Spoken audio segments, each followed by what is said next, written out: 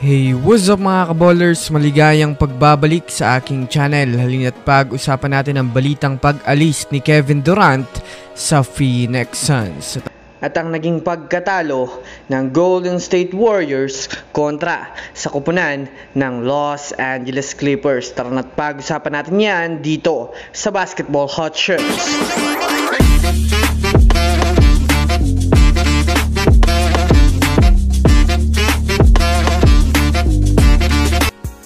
Una nga muna tayong dumako mga kaballers sa balitang pag-alis ni Kevin Durant sa Phoenix Suns. Dahil nga po mga kaballers sa pagkalaglag ng Phoenix Suns ngayon ng maaga, ay masasabi nga natin mga kaballers na magkakaroon nga ito ng hindi magandang resulta sa kanilang lineup.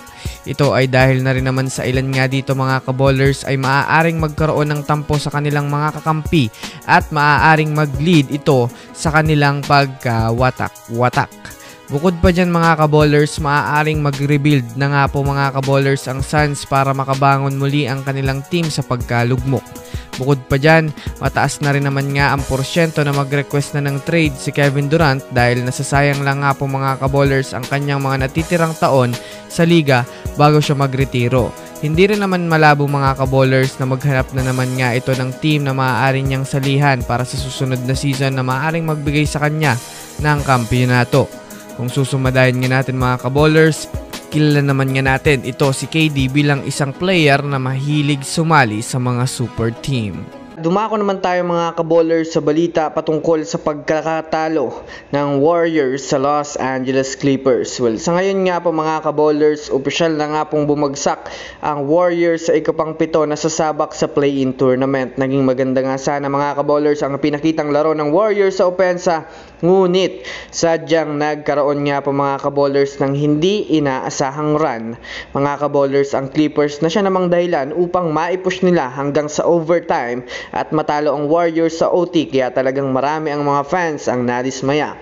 May isang senaryo nga na nakatawag na ang referee ng end one play sa naging layup ni Jimmy Butler pero nabawi ito. Ngunit sa pagpasok nga po mga kaballers ng Warriors sa play-in ay marami nga po mga kaballers sa mga fans ang kinakabahan dahil makakatapat nila ang Memphis Grizzlies na isa din mga kaballers sa matinding team ngayon sa West. Pero syempre kung pagbabasihan nga natin ang kanilang naging laban sa regular season ay isang beses pa lang nga po mga kaballers nanalo ang Memphis sa Warriors, kaya talagang may pag-asang matalo na ng Warriors itong Memphis Grizzlies sa play-in at mawala ang sumpa.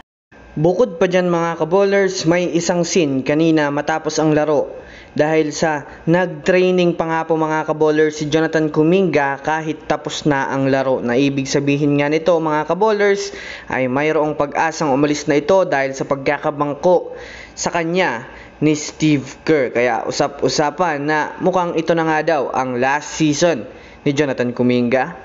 Kaya talagang kaabang-abang ito mga kaballers. So yun lamang mga kaballers, yan lang naman ang pag-uusapan natin ngayon. Pindutin ang subscribe and hit nyo na rin ang notification bell para sa mga susunod na updates sa mundo ng basketball. Again, this is Basketball Hot Shots. Thanks for watching.